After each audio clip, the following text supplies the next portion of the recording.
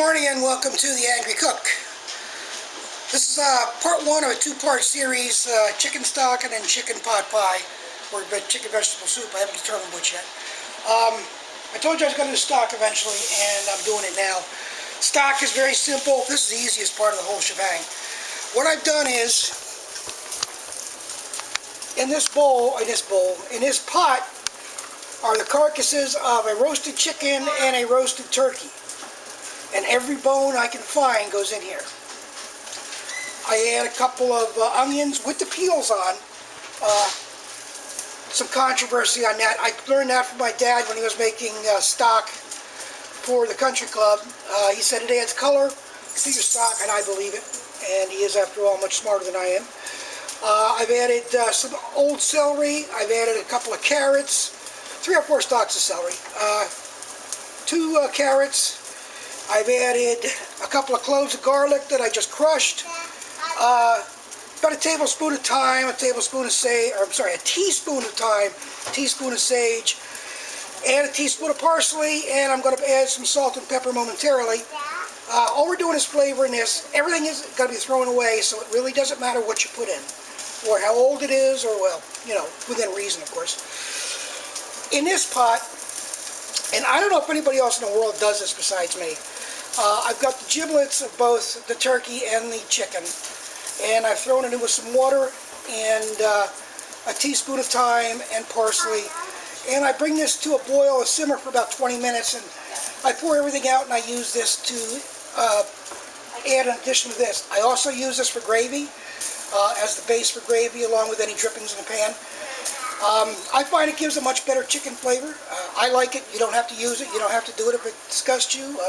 It's up to you. So this bad boy is probably going to simmer for 2 or 3 or 4 hours. Things were partially frozen when I threw them in, so they're going to be there a bit longer. When we're done with this, we're going to strain it at least once, maybe twice, to get as much stuff out of it as we can. And we're going to make part 2, which you'll see tomorrow probably, or which you'll see next time. But we'll see the end of this and determine what it looks like and tastes like at the end. So we'll see in a little bit. One of the things you want to watch for is the scum that'll start to appear in the top for the first probably half hour on both of them. This one isn't quite as warm yet, so there's none up here, but this is starting to in this area. You want to try to scoop that out. It's only proteins. It's not a big deal, but there's really nothing that needs to stay in there. Try to avoid as many herbs as you can by stirring the herbs down. I know it's a tough thing, but give it a shot anyway. So as soon as this comes to a boil, we're going to turn them both on to simmer. So we'll see in a bit. I'm going to do a little pontificating here and explain the difference between broth and stock. We're making stock. Stock is composed mostly of bone. What you're trying to do is you're trying to boil the collagen out of the bone to give you better mouthfeel and a gelatinized type of consistency when it's cold. If you've ever poured a gravy into a cup and put it in the refrigerator, and when you bring it out later, it's very gelatinous, it's like Jell-O. That's because of collagen. That's because of the collagen that's come out of the bones as the chicken or the beef, as a matter of fact, has cooked. So that's what we're trying to do here. Broth, on the other hand, is made mostly of meat. You're trying to boil the goodness out of the meat, basically, and make a flavorful stock. Out of the two, I think stock is better. It's got a better mouthfeel, I think.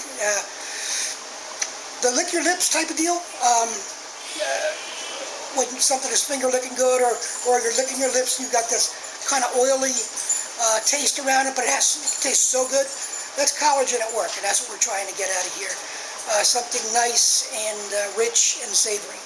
So that's what we're doing. And we've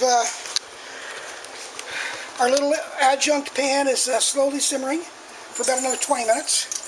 This is starting to come to a boil, so we're starting to get a little foam on top, which we're going to start to scoop out.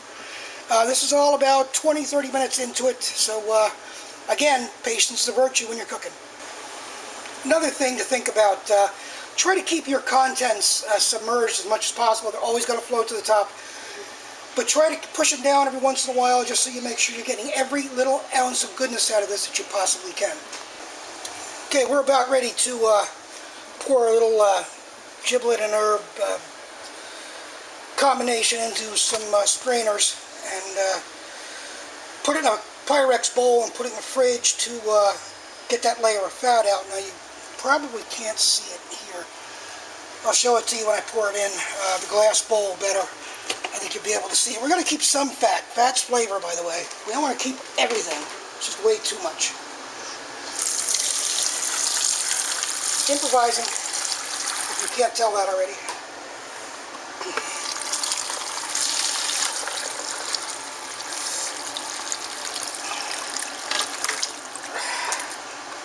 Big strainer to get the big bits.